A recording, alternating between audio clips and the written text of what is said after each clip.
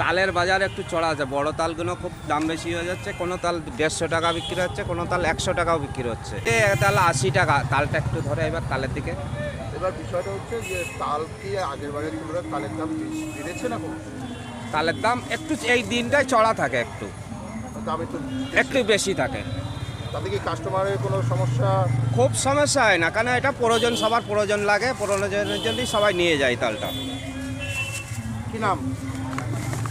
নাসির উদ্দিন। ওই 100 চাচ্ছি, 80, 70, 80 এটা বিক্রি যাচ্ছে। কাস্টমার আছে? কালকে তো জন্মাষ্টমী। কম। কেন কাস্টমার কম কেন?